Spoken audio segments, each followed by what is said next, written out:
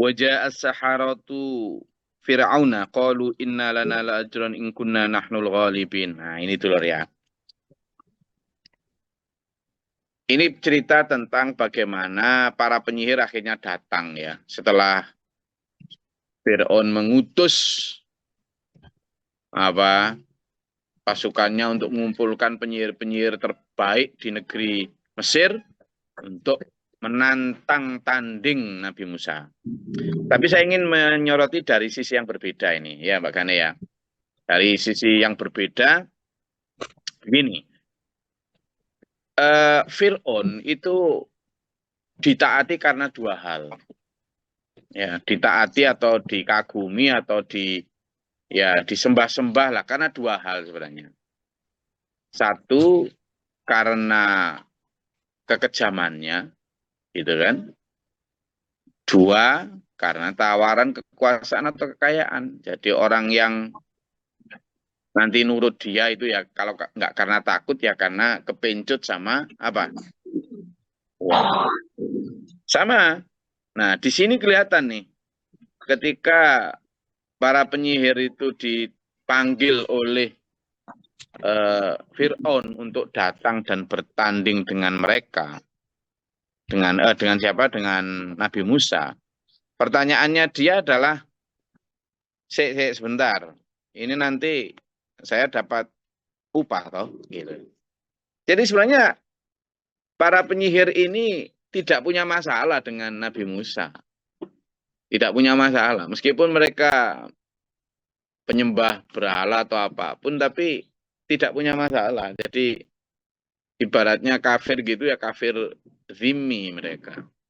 Nah, yang Fir'aunnya ini yang nyeret-nyeret mereka untuk kemudian berlawanan dengan Nabi Musa. Tetapi konteks perlawanannya para penyihir ini ya karena alasan uang, ekonomi. Karena alasan ekonomi semata. Jadi dia melawan Nabi Musa itu ya karena upah. Makanya di sini disebut innalana ala ajron. Nanti gimana? Benar ya kalau kami nanti menang, kami dapat upah loh ya, gitu. Jadi bergeningnya dia dengan Fir'aun di situ. Nah, ini menunjukkan sebenarnya apa? Kekuasaannya Fir'aun itu rapuh ya. Rapuh karena dibangun di atas ketakutan. Kekuasaannya Fir'aun itu seikis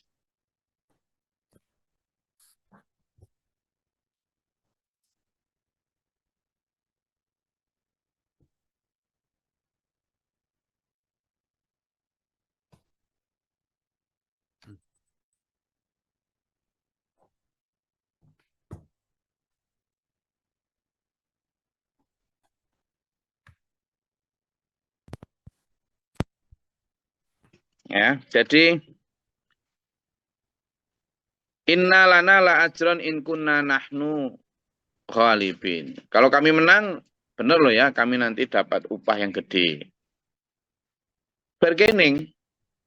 Nah, tapi ya karena begitu ya. Awalnya dia kafir zimmi. Karena tidak ada masalah dengan Nabi Musa. Tapi karena godaan harta, dia jadi kafir harbi ya. Artinya kafir harbi sepanjang ketika dia mau melawan Nabi Musa kan masuk kategori harbi ya kan.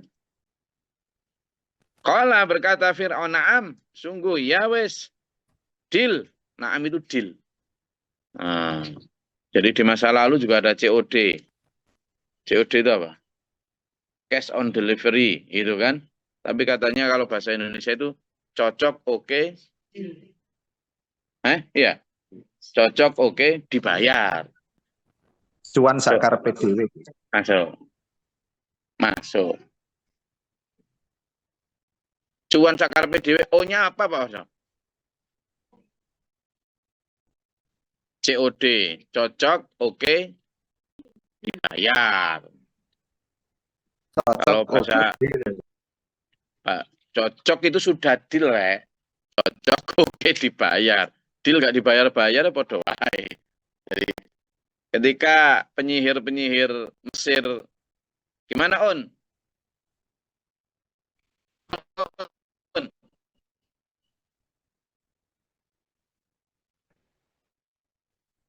Nanti kalau gue menang bayarannya. Oke. Minal muqarrabin tidak hanya tak bayar kamu. Tapi kamu juga nanti jadi ordal. Tahu ordal? Tahu ordal, singkatan ordal tahu nggak? Orang dalam, Orang Gus. dalam. Oh bukan, tak rubah sekarang.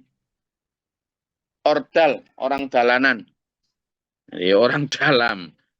Laminal muqarrabin itu orang dalam. Lah masa itu, jangankan masa itu, masa sekarang aja ordal itu penting. Ternyata sejak dulu Fir'aun itu bukan hanya zaman ini ya.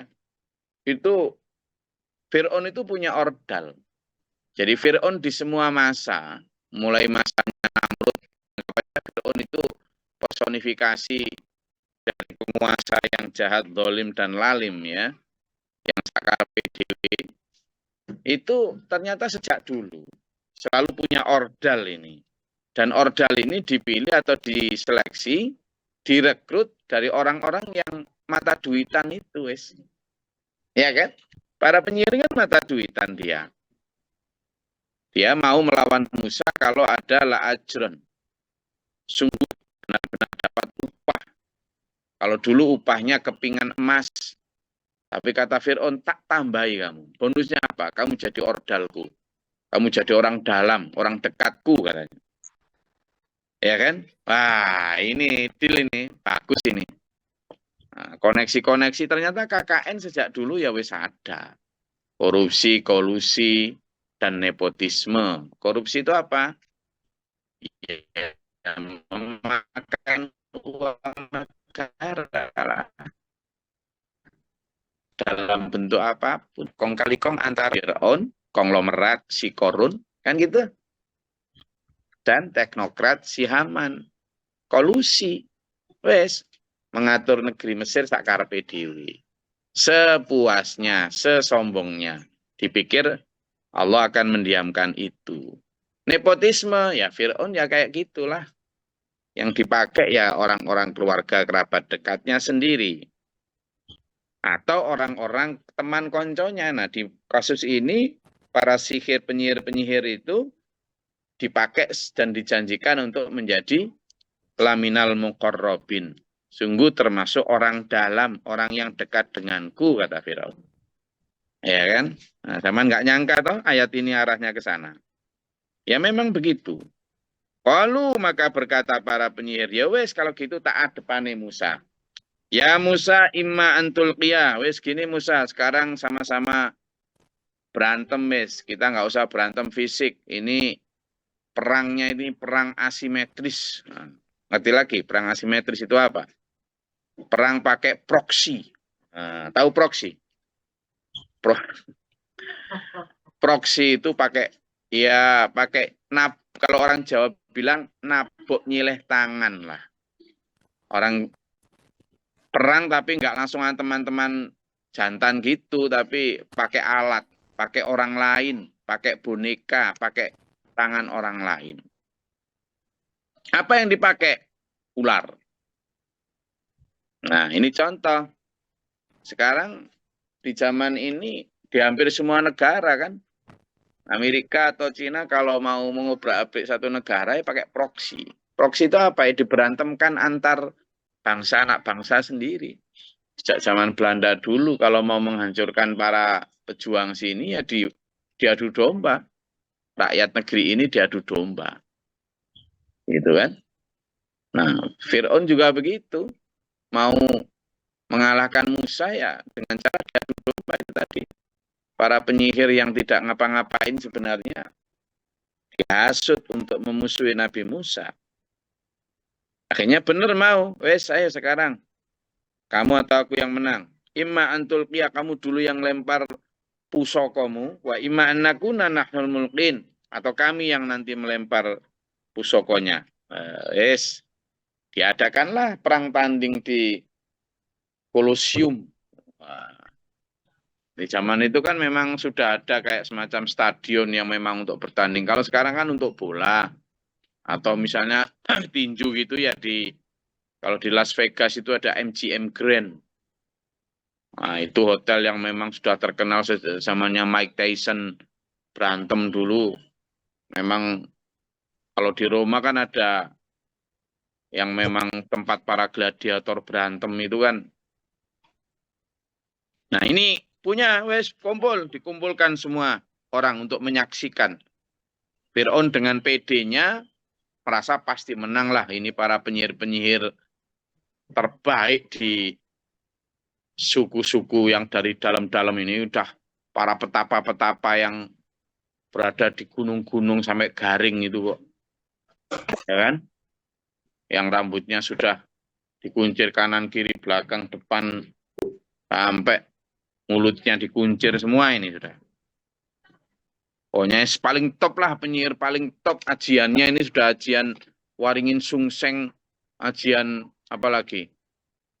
Miliknya Emputong Bajil dari Kampal, apa itu judulnya ajiannya itu?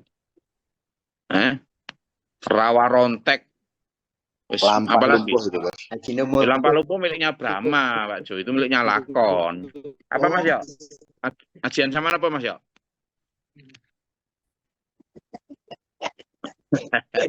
Ajinomoto, Gus. Ajinomoto. Ya wes. Jadi ini sudah mulai dari perguruan silat terbaik lah. Misalnya di Indonesia itu apa aja itu wes guru lah. Kalau Brahma itu kan punya guru namanya Kakek Manik Astagina. Nah, Kakek Manik Astagina ini punya guru namanya siapa itu dulu? Siapa namanya? Kakek Mamang Kuraya. Mamang Kuraya punya guru lagi. Memang Mamang Kuraya itu atasnya punya guru lagi, atasnya ada guru lagi namanya Prabu Siliwangi. Wih, nah.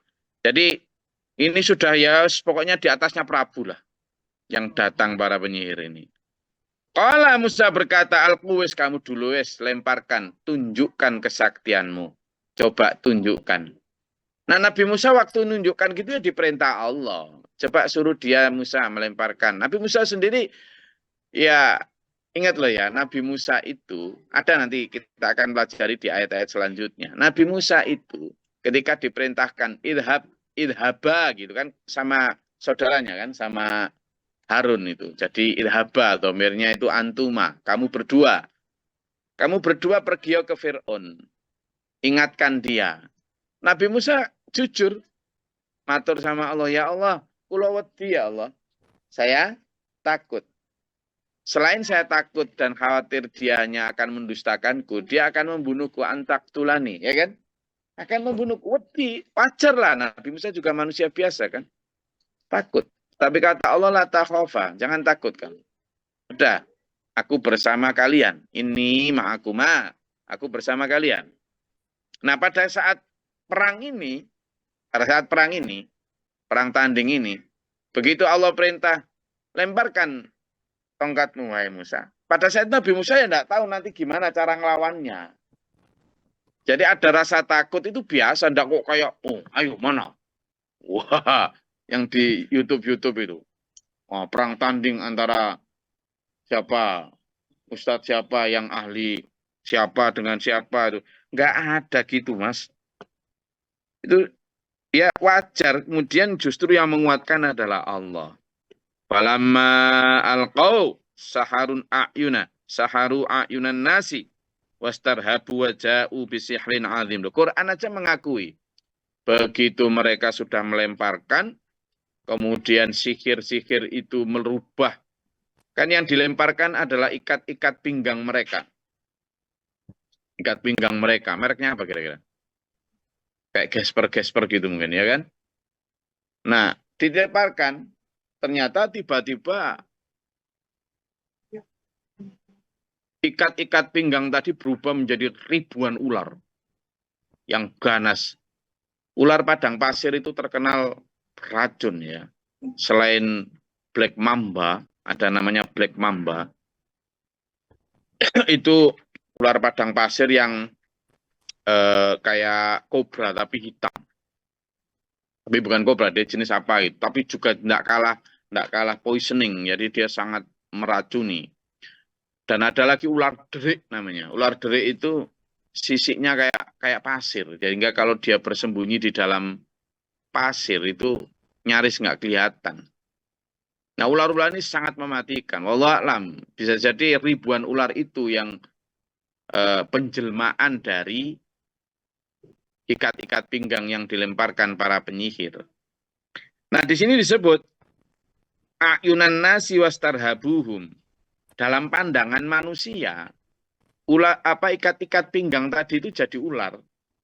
Dalam pandangan manusia, karena memang sihir kan. Sihir kan memang gitu, mengelabui. Makanya di sini disebut yakfikun. Mengelabui, tipu daya. Jadi sebenarnya masih, tapi semua orang di situ termasuk Nabi Musa yang melihatnya itu jadi ular. Jangan salah. Jadi ular beneran. Itu kan. Waja'u bisikrin alim, bahkan Quran pun mengakui mereka benar-benar datang dengan sihir yang luar biasa, yang hebat, yang besar betul itu. Jadi enggak sama sekali enggak ada orang yang tahu bahwa itu sihir, ya benar-benar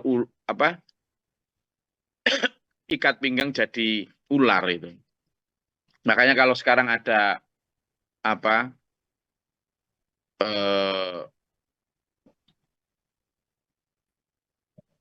tampilan-tampilan para pesulap, beda ya antara pesulap dengan magician itu. Kalau orang sana, orang luar negeri nyebut magician itu karena pakai magic ya. Magic itu ya dengan bantuan jin juga ya.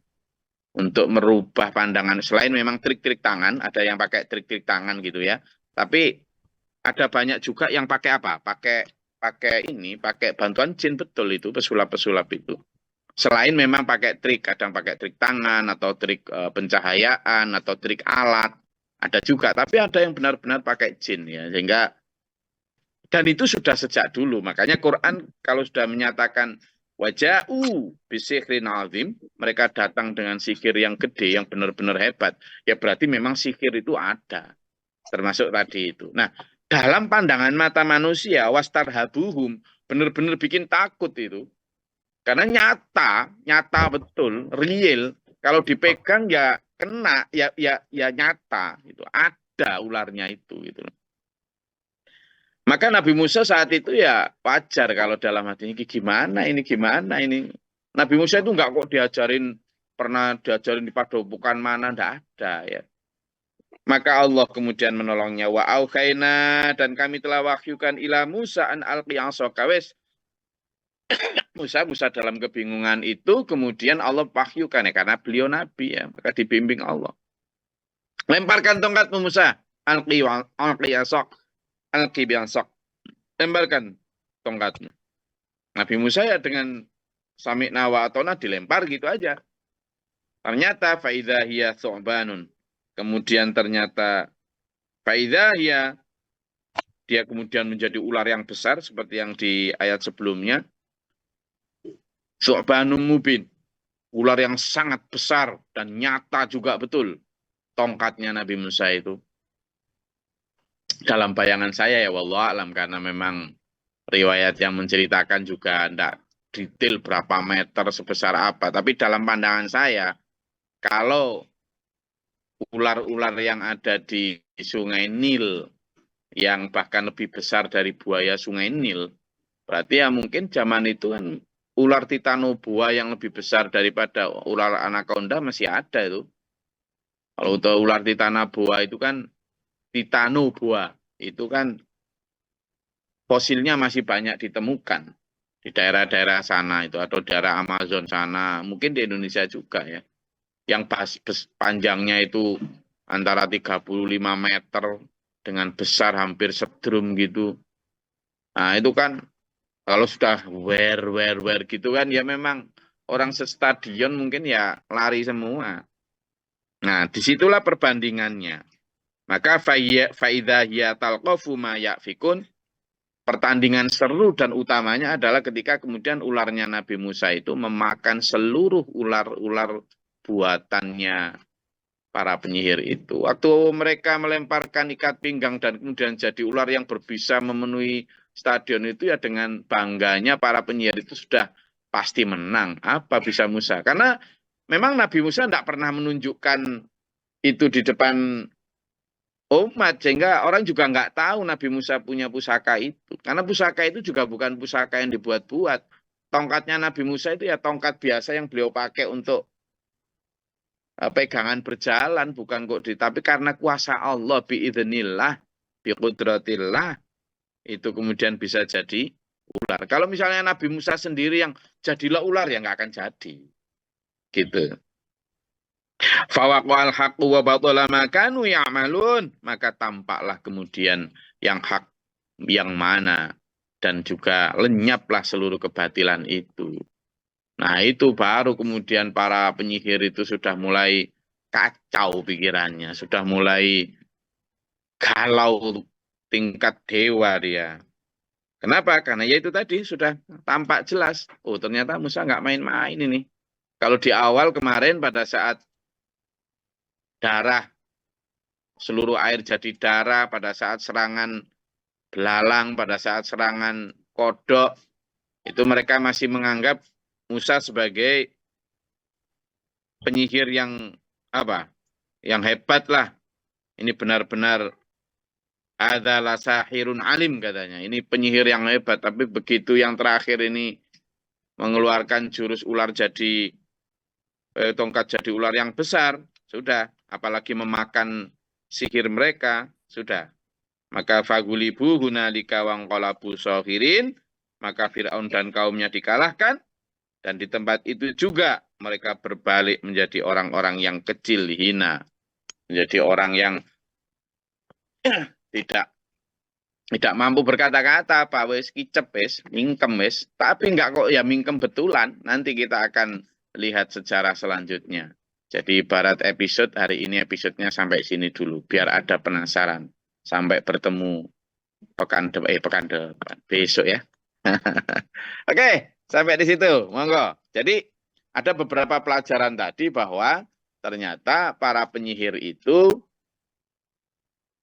motivasi mau sama Fir'aun, dekat sama Fir'aun itu karena harta. Nah, bisa disimpulkan bahwa Fir'aun di masa apapun, baik Fir'aun yang menghadapi Nabi Nuh, Fir'aun dalam tanda kutip sebagai simbol para penguasa yang zalim ya, itu mereka didekati. Fir'aun di masa Nabi Ibrahim yang bernama Namrud, dan maupun Jalut yang di masanya Nabi Daud, itu semuanya adalah representasi dari penguasa yang zalim, yang orang dekat itu hanya karena dua alasan. Apa? Alasan kekayaan dan alasan apa?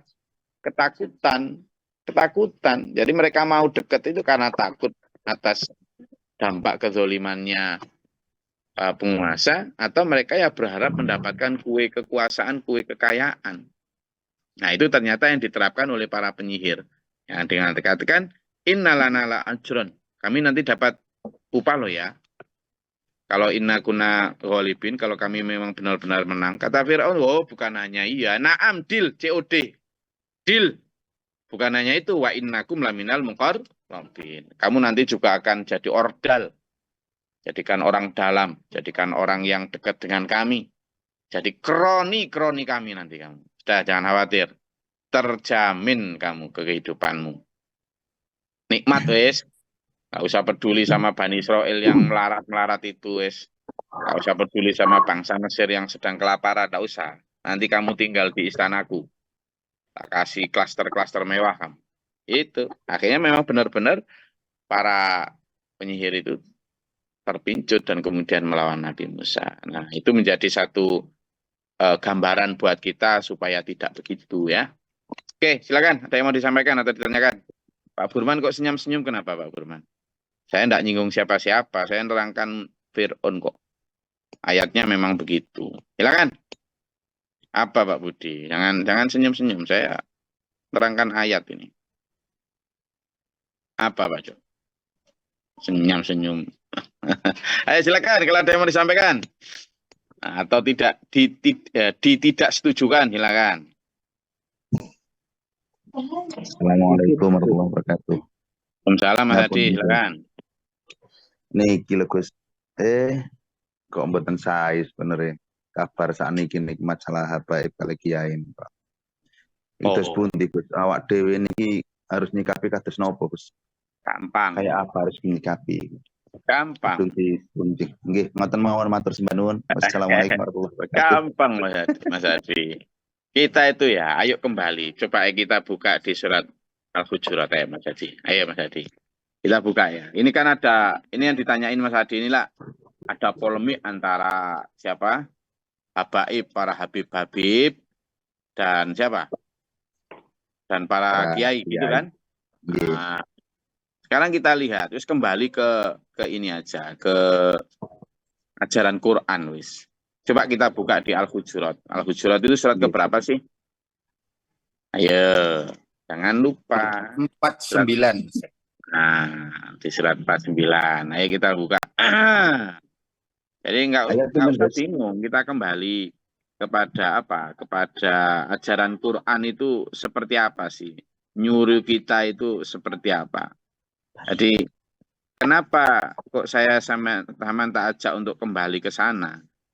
Jadi pertama ya, nanti Saman baca ayat 9. Oke, ayat 9. Surat Al-Hujurat ini. Surat Al-Hujurat. Ayat 9. Bismillahirrahmanirrahim. Dan apabila ada dua golongan yang mungkin berperang, maka damaikanlah antara keduanya. Jika salah satu dari keduanya berbuat zalim terhadap golongan yang lain, maka perangilah golongan yang berbuat zalim itu, sehingga golongan itu kembali kepada perintah Allah. Jika golongan itu telah kembali kepada perintah Allah, maka damaikanlah antara keduanya dengan adil, dan berlakulah adil. Sungguh Allah mencintai orang-orang yang berlaku adil. Wes jelas kan? Kalau itu satu, wes gantian ayo saiki. Kita buka aja. Jadi kalau ada orang muslim berantem, damaikanlah. Nggak boleh, wes. Nggak ada satupun alasan pembenar kalau berantem antar orang muslim. Nggak ada alasan apapun, jelas keliru karo, wes gitu aja. Kalau mereka berantem, maka posisi kita harus mendamaikan. Berarti posisi kita harus netral tuh, ya kan? Wes. Kemudian ayat 10, ayo gantian. Gantian nih.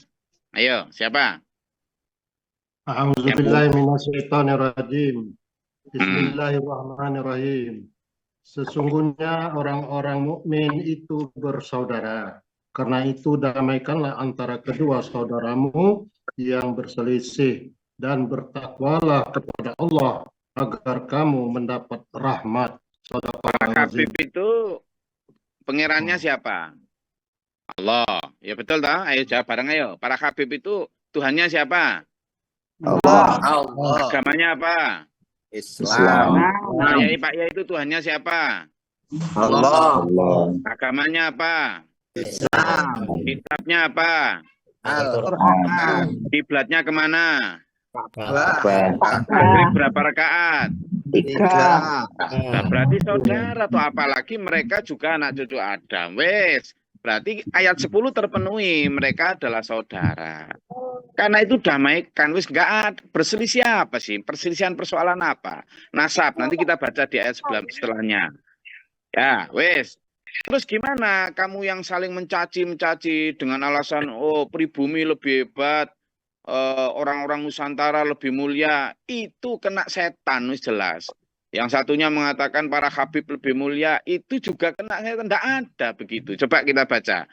Apalagi kemudian berujung saling mencaci. Wes, Quran jelas menyatakan. Ayat 11, coba ayo dibaca. Gantian. Coba dibaca. Bismillahirrahmanirrahim.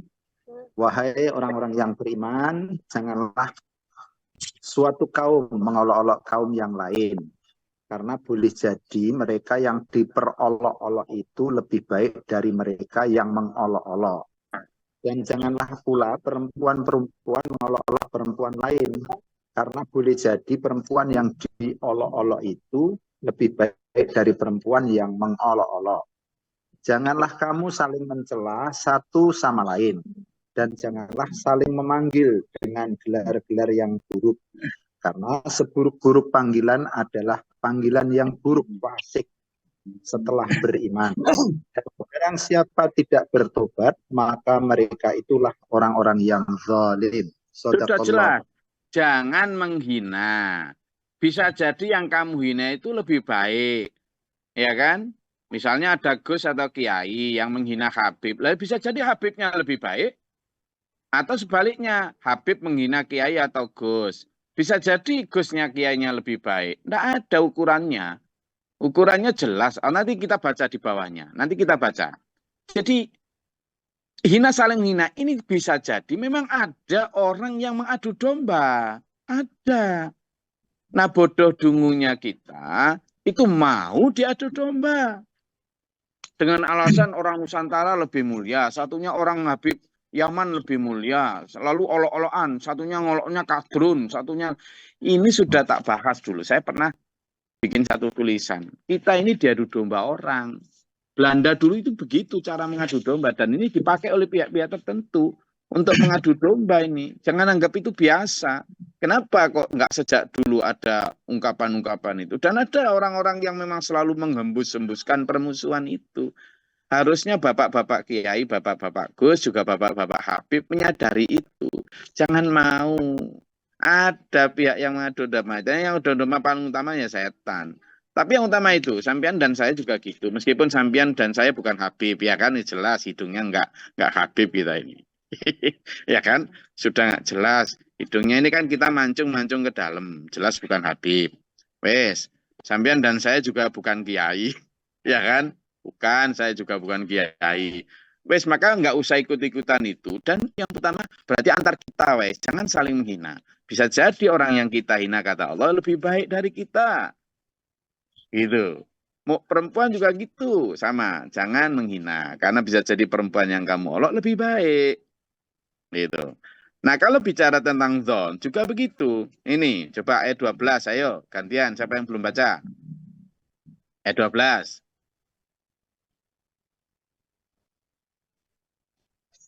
Monggo. Ayo. A'udzubillahi minasyaitonirrajim. Bismillahirrahmanirrahim. Wahai orang-orang yang beriman, jauhilah banyak dari prasangka. Sesungguhnya sebagian prasangka itu dosa. Dan janganlah kamu mencari-cari kesalahan orang lain. Dan janganlah ada di antara kamu yang menggunjing sebagian yang lain. Apakah ada di antara kamu yang suka memakan daging saudaranya yang sudah mati? Tentu kamu merasa jijik dan bertawakal kepada Allah. Sesungguh Allah Maha Penerima Taubat, Maha Penyayang. Sadaqallahul Orang yang Adzim. menghina, orang yang menggunjing, orang yang ngerasani saudaranya. Kita tadi sudah sepakat. Orang beriman, al-muslim, akhul muslim. Orang Islam itu saudaranya orang Islam. Tadi kita udah tahu dia juga sudah menyembah Allah, yang berarti muslim, berarti dia saudara. Lalu saling mengolok. Berarti itu sama di perumpamaan dikata kalau itu sama disamakan dengan orang yang memakai daging bangkai saudaranya. Wong misalnya saudaranya hidup aja nggak tega makan dagingnya, apalagi bangkai. Jadi orang yang saling menggunjing, saling menghina, saling mengolok, apalagi di situ disebut. Kemudian sekarang sering ada seminar, ada talk show atau ada podcast, lalu saling menghina, itu saling memakan bangkai daging saudaranya. Quran loh, bukan saya yang ngomong ini. Gitu. Jadi kalau ada podcast, ada gitu, skip saja. Jangan mau baca, jangan mau ikut, jangan mau dengerin. Biar nggak ada viewernya, biar nggak ada yang nonton. Loh iya toh? Kalau ada berita gitu, skip, jangan disebar. Kalau ada seminar atau berita atau podcast yang bahas saling mengolok, jangan baca. Kalau semakin banyak orang yang waras kayak kita, yang kemudian menghindari berita kayak gitu, akhirnya lama-lama kan ya senyap sendiri. Ini kan karena juga psikologi orang Indonesia yang suka mempergunjing. Jadi ada berita gitu suka mendengerin. Nah, maka itu. Maka yang terakhir nih, yang terakhir, ayat 13. Ini kuncinya di sini. Ayat 13 nih. Ayo coba dibaca. A'udzubillahi minasyaitonirrajim. Bismillahirrahmanirrahim. Wahai manusia, sesungguhnya kami telah menciptakan kamu dari seorang laki-laki dan perempuan. Kemudian kami menjadikan kamu berbangsa-bangsa dan bersuku-suku agar kamu saling mengenal. Sesungguhnya yang paling mulia di antara kamu di sisi Allah adalah orang yang paling bertakwa. Sesungguhnya Allah Maha mengetahui lagi Maha teliti. Sadaqallahul Adzim. Siapa yang bilang bangsa Yaman itu lebih baik daripada bangsa Turki. Siapa yang bilang bangsa Turki lebih baik dari bangsa Persia? Siapa yang bilang bangsa Cina lebih hebat daripada Indonesia? Dan siapa juga yang bilang bahwa bangsa Jawa atau Nusantara itu lebih mulia, lebih hebat daripada bangsa Arab? Siapa? Jadi kalau ada Gus Kiai atau siapapun yang kemudian menganggap bangsa Nusantara lebih hebat daripada bangsa Arab, atau sebaliknya, kalangan Habib, orang Yaman atau manapun yang merasa lebih baik, lebih hebat, lebih mulia daripada orang Jawa, itu jelas keliru, wis jelas. Allah menyatakan di sini, kami menciptakan kamu dari seorang laki-laki dan seorang perempuan, Nabi Adam dan Ibu Hawa, dan kemudian anak keturunannya itu berpasangan, itu kami jadikan kamu berbangsa-bangsa. Ada bangsa Jerman dengan kulit putih hidung mancungnya, ada bangsa Afrika dengan kulit hitam dan hidung peseknya, ada bangsa Meksiko atau Amerikan asli, origin, yang bangsa berkulit merah, ada bangsa Cina, Korea, Jepang yang berkulit putih, bermata sipit, ada bangsa Arab yang berhidung mancung tapi ya tidak putih, ya tidak hitam, ada bangsa Asia atau kita ini, orang Asia Tenggara kayak gini, yang coklat gini. Nggak ada. Kemudian itu menjadi ciri pertanda lebih hebat, atau budaya Indonesia lebih hebat, budaya Amerika lebih hebat, nggak ada. Allah kasih kunci satu nih, kamu biar saling mengenal. Terus dari mana hadisnya, dari mana buku primbonnya yang mengatakan bahwa Jawa lebih baik, Arab lebih baik? Nggak ada. Islam datang itu justru untuk menghancurkan semua sekat-sekat kasta itu. Itu makanya kemudian Bilal menjadi orang yang ditunjuk Allah atau Nabi Muhammad untuk menjadi pengumandang azan pertama kali. Bilal itu suku kulit hitam yang waktu itu jadi budak, diangkat derajatnya untuk menghancurkan sekat-sekat itu. Bilal juga menjadi satu di antara sahabat mulia, bersejajar dengan para sahabat Nabi yang lain. Gitu loh. Padahal saat itu kastanya rendah, diangkat. Lah kok sekarang kita mau bikin sekat-sekat yang sudah dulu dihancurkan oleh Nabi Muhammad? Coba bilang begitu, Mas Adi, sama orang-orang itu. Kita ini mau kembali kepada masa kegelapan yang disebut sebagai masa jahiliyah itu. Islam sudah menghancurkan itu lama. Sekat-sekat itu dihancurkan betul. Tidak boleh ada. Sampai dengan ukuran bahwa ini, inna akramakum indallahi atqakum. Sesungguhnya ukuran yang paling mulia bukan suku, bukan nasab, bukan kamu keturunan siapa. Bahkan keturunan Nabi pun tidak menjamin. Tidak ada hadis pun yang menjamin bahwa kita tetap harus menghormati ya. Habib sebagai keturunan Nabi, menghormati ya. Tetapi ya sebatas penghormatan sama. Misalnya kita menghormati ya guru dan para keluarganya. Ya sebatas itu. Bukan sampai kultus, apalagi kemudian imunitas bahwa dia pasti masuk surga atau apa. Tidak ada memang.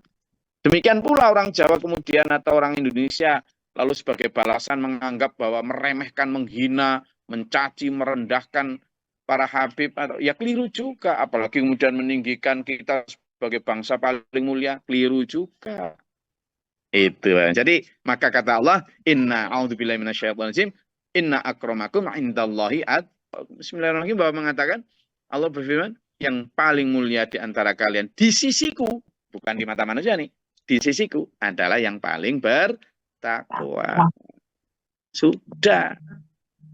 Itu. Jelas nggak? Jelas. Clear nggak? Gitu. Clear. Jadi saya jawabnya pakai itu. Oke Mas Adi, jawab gitu nanti Mas Adi sama orang-orang tuh. Kita mau enak-enak kayak gini kan. Gitu Mas Adi. Jangan mau ikut dalam polemik itu. Itu pasti hasil adu domba pihak-pihak tertentu biar negeri ini nggak aman, nggak damai itu. Itu pasti ada desain. Makanya sampean dan saya ajak rukun. Ayo ajak rukun semuanya. Gitu loh. Iya, jadi siapa? Saya ini orang yang lahir dari abi ibu yang dinikahkan seorang Habib Syed Ahmad Assegaf. Sama. Jadi Dan saya juga sangat akrab erat dengan beberapa, banyak lah bukan beberapa, kiai, para gus yang juga baik-baik gitu. Yang juga tidak suka saling menghina, tidak suka saling mencaci. Kemarin kita juga baru dikunjungi beberapa habib dari Tuban yang juga baik, sopan, ndak aneh-aneh, ndak arogan, banyak. Jadi sangat sekali lagi tergantung manusianya. Jadi kalau ada orang yang kemudian menggebiak-uyah seluruh habib, arogan seluruh habib mata duitan, atau sebaliknya seluruh kiai, seluruh gus mata duitan, enggak gitulah. Sekali lagi kembali kepada orangnya masing-masing. Makanya Allah memberi highlight. A'udzubillahi minasyaitonirrajim. Bismillahirrahmanirrahim. Inna akramakum indallahi atqakum. Kalian yang paling mulia di sisiku adalah yang paling bertakwa. Jelas nggih? Wah, ini nanti kalau dilanjutkan waktunya nggak cukup. Makanya kuliah itu beberapa semester ya. Kita lanjutkan besok. Terima kasih, mudah-mudahan bermanfaat. Semangat terus kita ngaji untuk Matur mencari nuwun. ampunan dan ridha Allah SWT. Amin. Allahumma shalli wa sallim wa barik ala sayyidina. Allahumma fir lil mu'minin wal mu'minat wal muslimin muslimat al ahya'i minhum wa astaghfirullah alazim. Allahumma qina fi man hadayt wa afina fi man afayt wa lana fi man tawallait wa barik lana fi ma atayt wa qina syarra ma qadait fa innaka taqdi wa la yuqda 'alaika. Astaghfiruka wa atubu ilaika. Allahumma da'fa'na al-bala' wal waba' wa tanasdana min jinnin syaitan jinnin wa farqana min jinnin wa lana. Rabbana la taj'alna fi qawmin dhalina. Rabbana man faktubna ma syahidin rabbana la taj'al qulubana fa'idatan bilam. Rabbana ja'alna muslimina laka wa mudhiratan wa muslimin kafarin. Rabbana Allahumma fa'alna bi rahmatika Allahumma anzil 'alaina rahmatan wa tarhamatan. اللهم فاطر السماوات والارض عالم الغيب والشهاده رب كل ملك وشهاده لا اله الا انت عليك ان شاء الله خير. اللهم نسالك الهدى والتقى فقلقنا وافرج لنا صبر وسلك. ونادنا في الدنيا حسنه وفي الاخره حسنه. سبحان ربك رب العزه عما يصفون وسلام على المرسلين. Alhamdulillah rabbil alamin. Semoga kita selamat dunia akhirat. Assalamualaikum warahmatullahi wabarakatuh. Waalaikumsalam. Allahumma rahamna bil Qur'an waj'alhu lana imaman wa nuran wa hudan wa rahmah. Allahumma zakkirna minhu ma nasina wa 'allimna minhu ma jahilna warzuqna آناء الليل وأطراف النهار واجعله لنا حجة يا رب العالمين يا رب